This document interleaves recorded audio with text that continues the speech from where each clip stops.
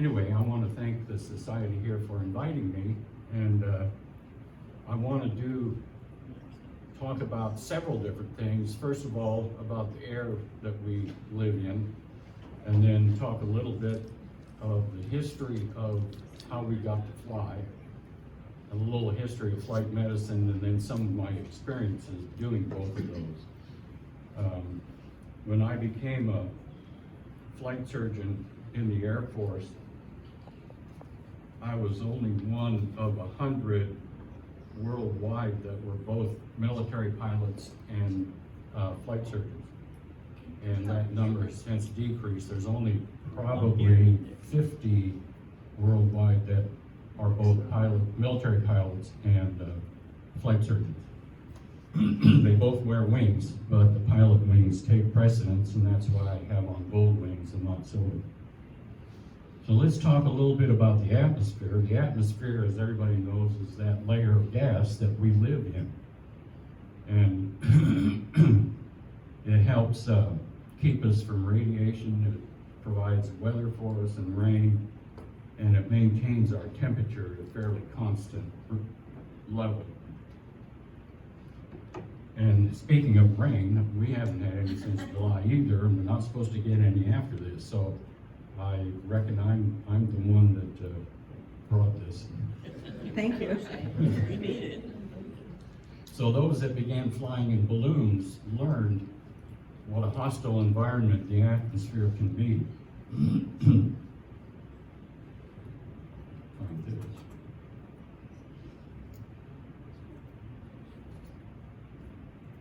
I'll get it. The atmosphere is made up of 78% nitrogen, 21% oxygen, 0.8% argon, and then the rest trace gases, including CO2. Despite what you hear in the press, CO2 is a trace gas. It only has 0.04% by weight in the atmosphere. So what is the big polluter in the atmosphere? Moisture, water vapor. You can have up to 40% by weight water vapor, and that's the biggest pollutant because it affects the local weather more than anything else. Now, as the altitude increases, as you can see by this slide, if I can get it up there. As the altitude increases, the air pressure or the weight of the air decreases, but also the temperature decreases. And it decreases about 3 degrees every 1,000 feet. So once you get up to 18,000 feet, you've already gone through half the atmosphere. So half of the pressure of the air is below 18,000 feet. And of course, the temperature is about -20. Where we were operating in the jets, 30 to 35,000 feet, the temperature is -60 outside. There were a couple of occasions I got up to 45,000 feet, and it's pretty cold out. And at that altitude, which is about 9 miles, you can just see the curvature of the earth. The research continued, looking at things like the aviator's response to high G loads and high altitudes, unusual attitudes, and fatigue. We know now that fatigue affects your reaction time and your vision and your mental acuity. So that led to the airlines restricting their crew to a certain number of hours a month, crew time, and the military followed suit. Flight surgeons also became involved with cockpit and escape systems design and flight gear such as oxygen mask, G-suits, and survival equipment. By war's end, flight medicine was still around, and flight surgeons were still going to the squadron level, and therefore the services and the civilian community needed aerospace medicine residency. So today, there's a residency in the Air Force, Army, and Navy for flight surgeons. Well, why all three? Well, they all have different missions, and they all have different aircraft. So they have different residencies. The FAA is still active in that as well. So if you want to fly privately, you go to the FAA to get your medical certificate. And I did a lot of that. I helped pilots get waivers and so forth. One of the classmates of mine in the aerospace residency became head of the FAA medical, so it was a little easier for me to get the waivers, because I knew the guy. So what was my personal experience with all this? Well, since I was a 10-year-old kid, I watched the Victory at Sea movies. Anybody watch that series of us old people? Anyway, a few. Anyway, it was on TV, and I watched planes landing on a carrier, and I thought, wow, someday I want to do that. So after college, and the reason I took engineering in college is because I got a D in biology, so I didn't think that was going to be my forte. I was really good in math, so I went into engineering. And the reason I got a degree was you had to have a degree in order to go to flight school. So I got my degree and then went into Navy flight training. And the first thing you do is go to Pensacola, and a big, loud Marine kicks you around for 16 weeks so that you can become an officer. Kind of like the officer and the gentleman thing, but they weren't really gentlemen until after we graduated. Then they were really good guys. So then, after that, you go to ground school at Sofley Field and then begin to fly this thing. This is the T-34B Mentor. It's a 200 horse, fully retractable gear, variable pitch prop airplane that the civilian community needs at least 200 hours of flight time in order just to fly it. Because it's really a high performance airplane and very complicated. Well, that was our first airplane. And so I found out right away the military doesn't fool around. You either cut it or you get cut. So what we did as far as flying, we learned takeoffs, landings, basic airmanship, pattern work, aerobatics, and solo flights. We got about 24 hours in this airplane. And when I got to my instructor, we were told, don't tell him what your experience is. At least my brother told me that, because he went to Navy training before me. And so I didn't tell him that in my high school, we had a link trainer. Anybody know what that is? It's a little blue box trainer where you learn instrument flying and whatever. And I flew that a lot because I was the instructor there in high school. And I did have some flying experience. So I knew when we made our first flight and he leveled off that he wasn't going to give me the airplane out of trim. I knew that. So when he said, okay, it's your aircraft, I didn't do anything because I didn't want to mess it up. So I put my feet on the rudder pedals real lightly to keep the wings level, and I held the stick like this. I didn't touch it. So after about 30 seconds, he said, hey, you're pretty smooth. And I'm kind of laughing to myself, wait till I actually fly this piece and see how smooth it is. So after about 13 hours in this monster, you get to solo. But it turned out after I was completed with the primary flight, my instructor came up to me and said I could have soloed on the fourth flight. And that makes me think, whoa, what do those guys do that solo? I didn't think I was ready then. So then we go to Meridian, Mississippi and fly this airplane. This is my first jet. It's a T-2A Buckeye. And here we learned how to do Navy landings, basic instruments, more aerobatics and formation flying. And then it was back to Pensacola to learn air gunnery and make our first carrier landings. So at 10 o'clock on the morning after we had field qualified, we did 2 weeks of landing on the field on a simulated deck, and then we're ready to go to the ship. So at 10 o'clock we manned airplanes and headed out to the carrier.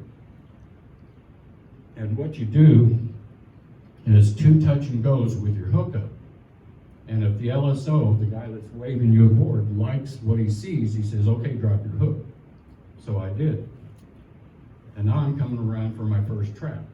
Well, you're coming aboard, and I had maybe 115 hours total flight time, and now I'm landing on a ship.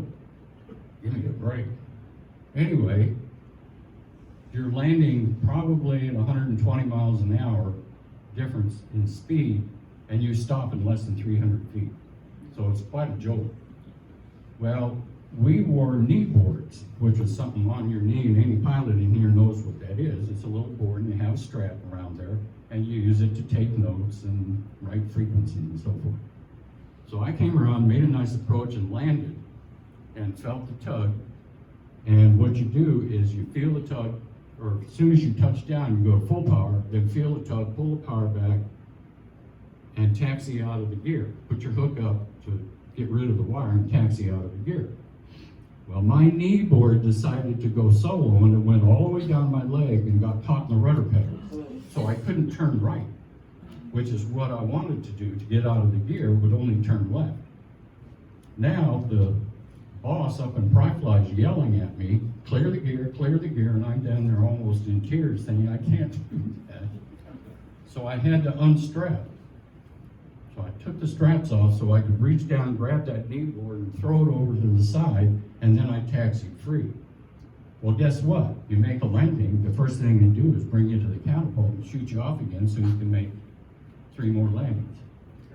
So now I'm going to the catapult, and I'm not strapped to the ejection seat. And that's not a good plan.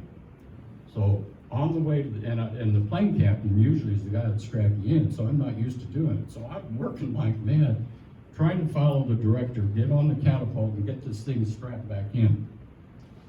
So now I got that done successfully, got on the catapult, and you're watching the guy that's directing you.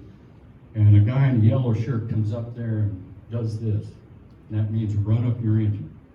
So you run up the engine, put your feet on the deck, because brakes won't help you. And if all the engine gauges looks good, you turn and salute him, and put your head back and get ready for the ride. And it is a fun ride. And I got to do that 500 times at taxpayer expense. What a hoot. And landings were equally as fun, but at least you had a little more control over it. I was warned that at the end of the deck on the catapult shot, you would feel like the airplane's decelerating, but it's not. It's just that the acceleration changes and it becomes less. And of course you rotate and then clear and then come back around, do that 4 more times. But anyway, that was my fun event on my first trap. So then we went to Beeville, Texas to fly the F-9F Cougar, which was a Korean War vintage airplane. And this was our advanced training. It was a bit underpowered, but it really was fun to fly. And we spent a lot of time in Beeville doing instrument flying, radio instrument flying, and we could do a cross country and take off under the hood and almost land under the hood when we were done. So after that, we were really qualified instrument pilots. And all of that was done, of course, in the back seat there. The other plane that we got to fly was a single seat version. That was like a little kiddie car. It was still a bit underpowered, but it sure was a lot of fun to fly. Because one of the things you could do for this, if you were crazy enough, like I would, is you could come in and land and let the canopy come open, like they did on the ship. And I'm thinking, you know, this is pretty cool. And then someone told me, if that canopy's open, you can't eject, because the ejection seat will hit it. So I stopped doing that. Well, after Beeville, I wanted to fly light attack because the fighter mission really didn't appeal to me. On our carrier, we accused the fighters of doing nothing more than converting JP-5 jet fuel to smoke and noise. They were flying F-4 Phantoms at the time, and they do make a lot of smoke and a lot of noise. But I flew light attack, and the light attack airplane I flew first was the A-4 Skyhawk, and I never had a fighter beat me because I could outturn So, yeah, I like dropping bombs and blowing stuff up. So my first airplane after training was the A4 Skyhawk. And it was like flying a little kitty car, very maneuverable, a fun airplane to fly, and it was really easy around the ship. We learned the light attack mission and made our first night carrier landing. Now you talk about pucker factor. When you're out around the ocean at night, there is no horizon unless there's a full moon out. There is no horizon. So it's like being in a closet with your eyes shut at night. So it's really quite a challenge to make the approach and then get on final to where you can see the ship and then make a landing. And I actually got pretty good at night because I like flying at night. Well, after training in that, then we went to our fleet airplane, and this is a picture of the fleet airplane that I had. I was in VA 76, and it was called the Spirits, and we, instead of going to combat, we went the other way and went on a med cruise for 11 months. And this is the ship I was on, the USS Independence. Then, after that cruise, the squadron was disbanded, despite the fact that one of the pilots in the squadron right before me had shot down a MiG with an air-to-ground rocket. So see, you could be a fighter too if you wanted to. It was a lucky shot, by the way. So then I went back to Beeville for 2 years as a flight instructor, and we had 60 airplanes and 60 pilots, 60 instructors. And we worked 6 days a week. So we were trying to gear up and get all the aviators that were needed for the Vietnam conflict. One of the interesting things for me there was I managed to get qualified to teach every phase of advanced jet training, and there were only 5 of us out of the 60 that were qualified to teach anything. Well, what did that mean? That mean I never missed a flight, because if they needed an instrument guy and one wasn't available, well, I'll do it. Or they need a rocket guy, I'll do it. So after that, I reported back to Lemoore, California for A7E training. And the unique thing about this, 2 things. One, if you're familiar with the high school at all, you know this airplane's up on a pedestal at the high school. The same model, it was a later airplane, but the same model. The A7E Corsair II, it would carry a really good bomb load. The cockpit was spacious. It was an easy airplane to fly around the ship.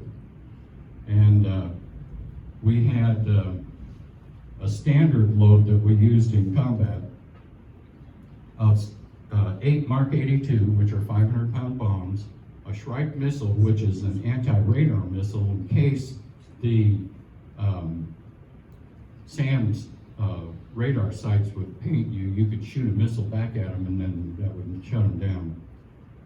We had 2 Sidewinders, so again, we could be a fighter if we wanted to.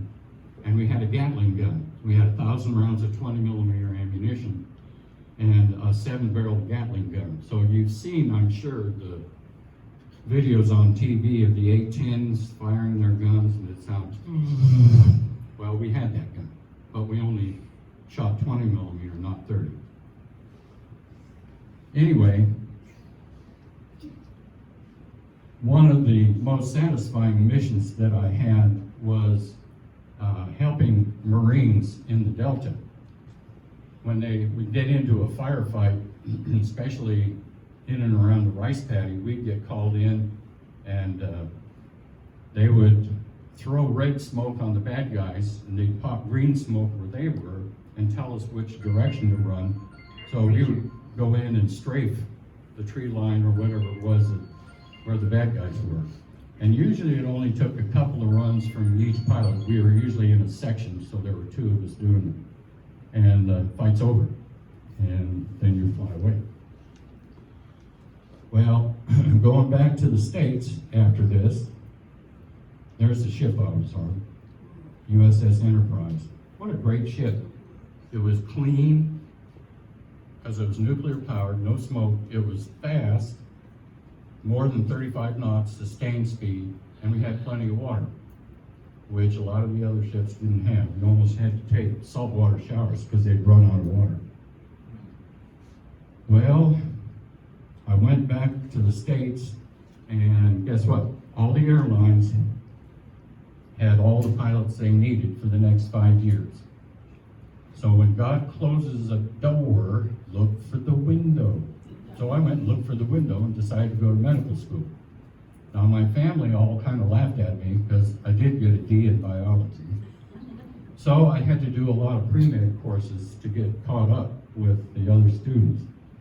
But anyway, at age 35, I started a new journey and went to med school. The interesting thing about that was the class before our class average age was 21. Our class average age was 27. There were 5 military pilots that had come back, and there were a slew of nurses that had come back from being in the field to go to medical school. And I think they all made better doctors because we had been out there doing that and meeting people and maturing and then coming back. So I did an OB-GYN residency, as he mentioned, and then, hold that up there a bit. The residency didn't pay anything. So halfway through, I joined the Air Force, and they paid me to finish the residency.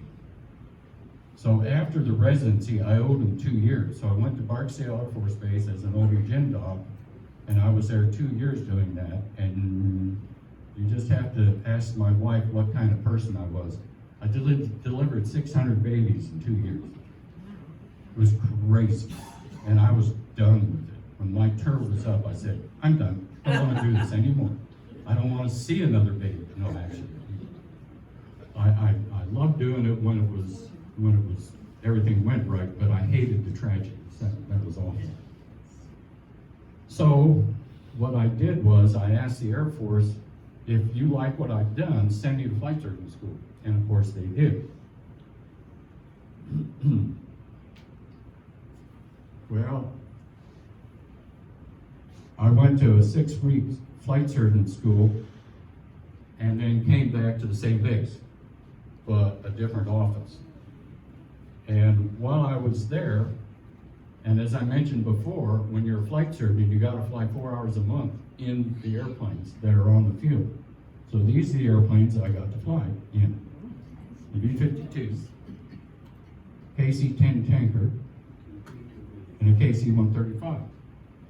So there were 2 tankers in the B-52.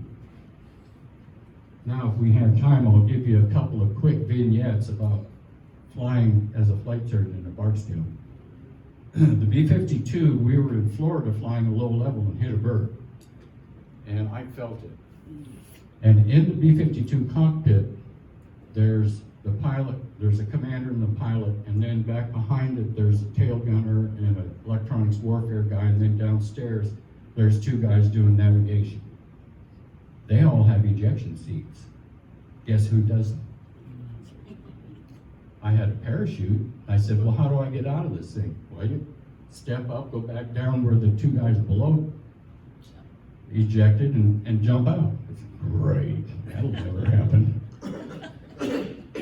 So anyway, we're on our way back to Barksdale with a hole in the front of the wing and a bird sticking out. And what they were worried about was, as you can see, or saw before, the wingspan of that B-52 is huge. And the bird hit between the 2 nacelles, hit the front of the wing. They were worried that the bird may have gone back and put a crack in the wing spar. So what? Well, if that happens, you can't put the flaps down because the wing will come off. Puts too much stress on it. So you have to land no flap, which is an emergency in the B-52. So I put on my engineering hat and said, you know, that's a wet wing, meaning between the 2 spars, it's full of fuel. So I called the commander and said, are you seeing any fuel leaking out? And he says, no. And I said, spar's good then, let's land. So he took my advice and put the flaps down and landed. In the 135, which is this beast, I was on a ride, and it had happened that my hospital commander went riding as well. And we were flying downwind in the plane doing touch and goes for other pilots that were aboard. And I'm sitting in the way back, just watching things and enjoying the ride. And one of the pilots came back and said, "Doc, it's showtime." "What do you mean?" So he took me up front, and I noticed when I got to the cockpit, the right front seat was empty. Okay, so I went in, sat down, got adjusted, and about that time, we're getting close to the 180 position downwind. So I looked at the aircraft commander and said, "What do you want me to do?" And he said, "Land it." I said, "Okay, put the gear down." And he reaches over, puts the gear down. I said, "Give me 10 degrees of flaps." He did. I said, "How much power do I carry around the turn?" So he told me, so I reduced the throttles. At the 90-degree position, I added 20 flaps. And then as we turned final, I said, "Put full flaps." And he was doing all that. And fortunately, I knew the speed I should be on. So I'm coming down and I noticed there's a crosswind from the right. So you just crab into it, come down until you're into the flare, and then I kicked the nose around, dropped the right wing, and landed on the right truck. Nice smooth landing, bent over, and then nose down. And the commander just looked at me and said, "Where in the world did you learn how to do that, you Navy puke?" And I said, "Well, I don't know, you just make the airplane do what you want it to do to get where you want to go." So anyway, that turned out, my hospital commander's eyes were this big around when he saw me sit down and fly the airplane. So, after that little tour, I went to an aerospace medicine residency. In part of the residency was getting a master's in public health, which I got from the University of Oklahoma. And then we went to Texas for the senior year of residency. And after the residency, two of my classmates, as I mentioned before, one of my classmates worked for the FAA. He was head of medical of the FAA. Two of my other classmates each made 4-star general. So we had kind of a unique class. I only made Lieutenant Colonel, but that's okay. So after the residency, I had a choice of jobs. And the job in Patrick Air Force Base in Florida working with Space Shuttle was open, so I took that job. And I worked with an organization called DDMS. So what is that? Well, early in the American space program, NASA discovered they had no worldwide search and rescue capability at all. So they turned to the military, and primarily the Air Force, but also the Navy and Coast Guard, and we became their search and rescue arm, so to speak. So DDMS was begun in 1958, and its sole purpose was to support NASA in the space program. By the time I got there, of course, all the spacecraft were done except for Space Shuttle, which is this little beast here.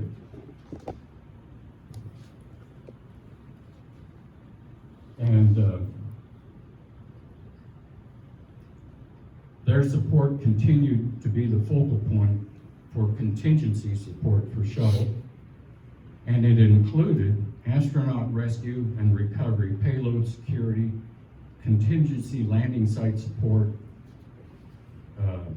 operations, Space Shuttle landing support, and worldwide communications, which I'll mention later, tracking and data relay, and medical support, which was my job. I was in charge of medical support worldwide for Shuttle for 2 years.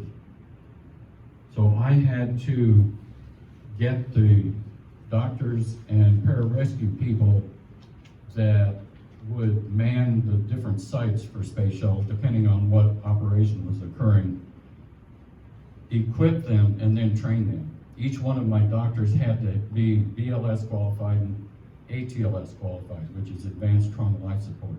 The medical equipment they had was leaned toward trauma, because we figured if we were recovering an astronaut, trauma was probably involved. Well, after Challenger,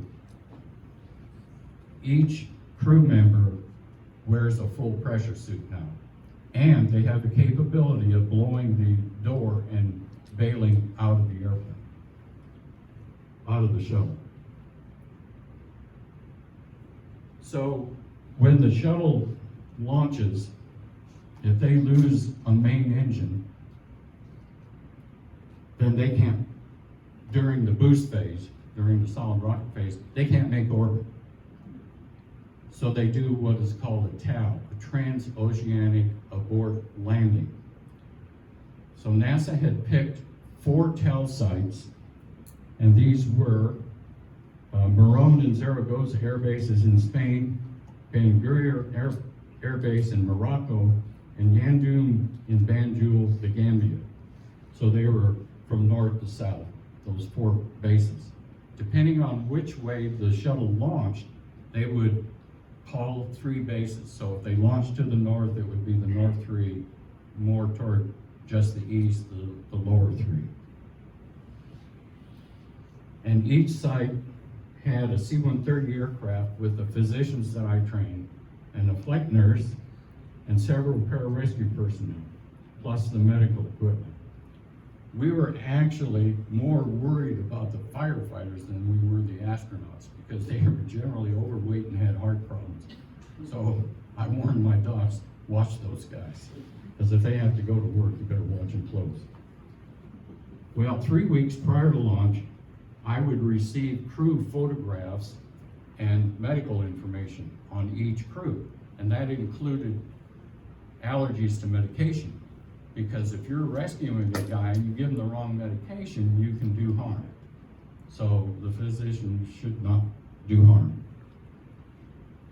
So each crew position at the time had a different color, and it was constant for every launch.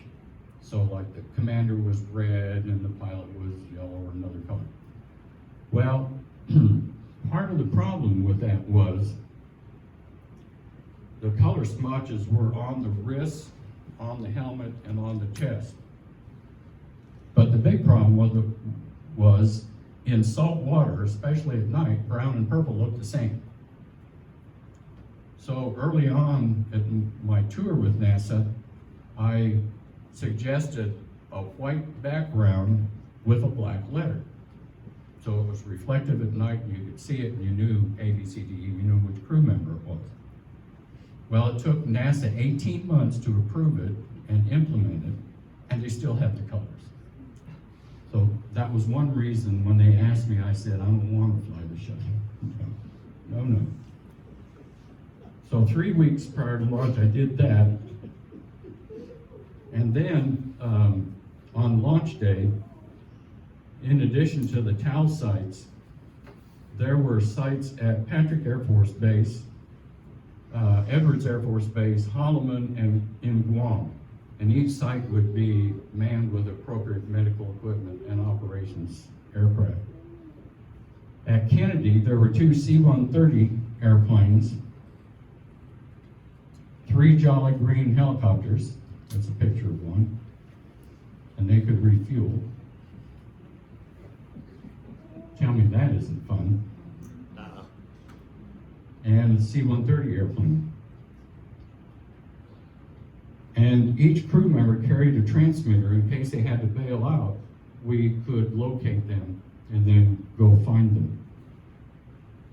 In the back of our C-130, the others didn't have it, but in the back of our C-130, we had a Zodiac boat with 3 pararescue guys with parachutes on. So once we were close to where the astronauts were, they would bail out about 3,000 feet, get in the water, and within 8 minutes, they were in the Zodiac boat with all their medical gear and everything headed to the first astronaut, which I thought was pretty cool. So when we exercised that drill, I volunteered to be one of the astronauts in the little life raft, and I got to watch the whole evolution. And they came to rescue me. Doc, what are you doing? Having fun, taxpayers' expense. Sitting in a raft in the middle of the Atlantic Ocean. So, also on launch day, there was a support center at Kennedy Space Center that was manned by the military. So we had an operations guy, the medical guy, me, and a communications guy. So as I mentioned, if you have a main engine, which are these engines here on the shuttle, if one of those fails during the boost phase, they can't make orbit. So Endeavour replaced Challenger, and when Endeavour was launched, about a minute into the flight, the engineers said, we have an overheat light on number 2 engine. So we had designated Zaragoza as the primary TAL site at that moment. So I picked up the phone, and within 5 seconds I was talking to my doctor in Spain, which wasn't bad in the 90s, considering we didn't have cell phones or any better communication. And I told him, watch out, we got a problem with Endeavour, and he may be coming your way. Well, a real smart engineer said, that's a bogus light, don't worry about it. And sure enough, the light went out when the boosters separated and they made orbit just fine. But it was a little hairy there for a while. On landing day, we had similar support, but only at Edwards Air Force Base, which was often the primary landing site, or at Kennedy Space Center. And they used those 2 bases primarily. They would prefer to land at Kennedy, because then the shuttle's there and they can just move it over to the building and rehab it and get it ready for another launch. If they landed at Edwards, then they had to bring this airplane to Edwards and piggyback it and then fly it all the way back to Patrick Air Force Base. So anyway, that was my fun and games with the Air Force. There's Atlantis on the launch pad, and when I first reported for duty, it was there, and the guy leading me around took me to the launch pad, and we climbed all the way up to here, which was looking down on the shuttle, and then we climbed down to here, went across this little causeway, and went through a clean room where we put on little booties and a little hat, and I got inside Atlantis and looked at it 2 weeks before it launched. And for the 2 years that I was there, I actually got inside every shuttle we owned at the time and looked around. When I was leaving, when I was retiring in '94, they actually did ask me if I wanted to go to Houston and become a shuttle pilot, and I said, no. It's still an experiment, I don't want to do that. And Columbia proved me right, unfortunately. So I've taken enough of your time. Any questions? Gotcha. Yes, sir. In any of your combat endeavors, were you under any kind of really life-threatening stress? Did you ever have to inject anything dramatic like that? That's a really good question. And flight surgeons and the medical community was worried about stress under fire in Vietnam. So they actually put sensors on some pilots that went into combat and then came back to the ship. And they found that the highest heart rate and most stress occurred landing back on the carrier, not in combat. Combat didn't bother me much. I thought it was rude that they were shooting back, but I'd probably been the same if someone was dropping bombs on me. But did they come close? Yeah, several times I saw tracers go by the canopy, and because I made a stupid turn or did something wrong. By the time I got to Vietnam, if you obeyed the rules, unless they had a golden bullet, you wouldn't get hit. And we only lost 2 airplanes from our ship to combat, but we lost 4 airplanes to operational accident. And only 1 crew was killed, but he was killed after he got on the ground. Good question. Any other? How long did you work for NASA, or the space shuttle? I worked for Shuttle for 2 years, and then went to Joplin doing occupational medicine. Just curious, why we have never been back to the moon, in your opinion? I think politics more than anything else. They're wanting to do that now, but again, still politics.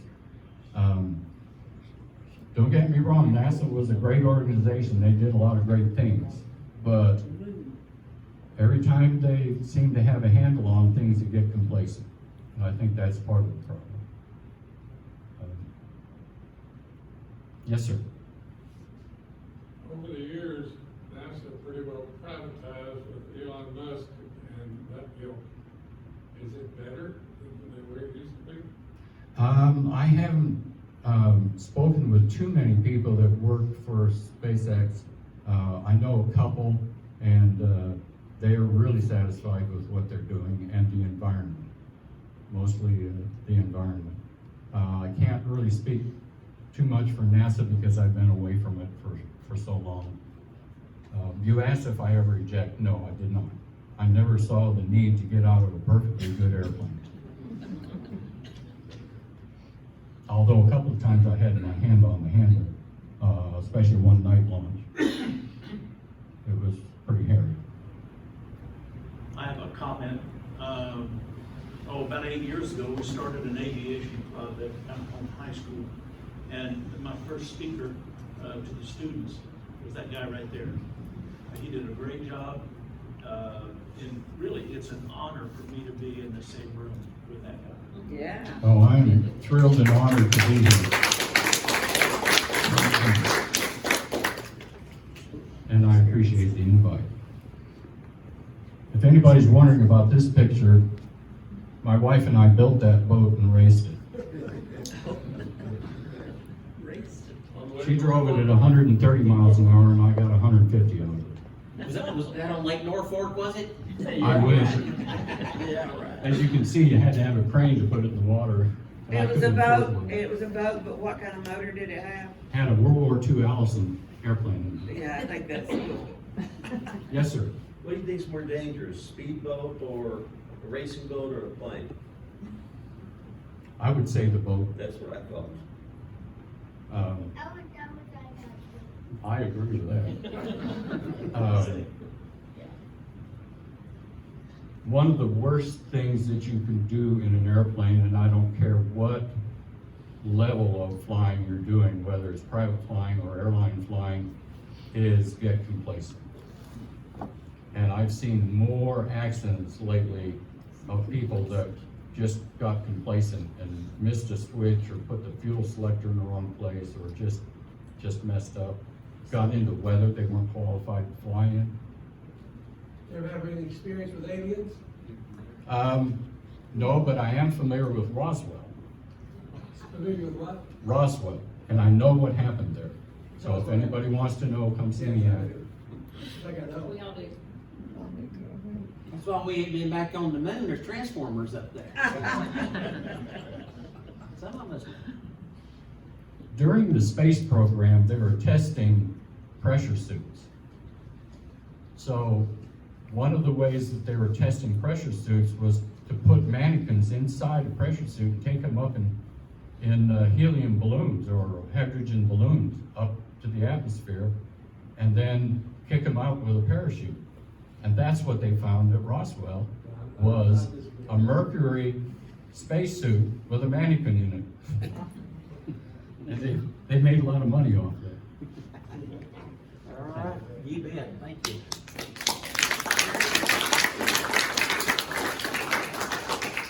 All right.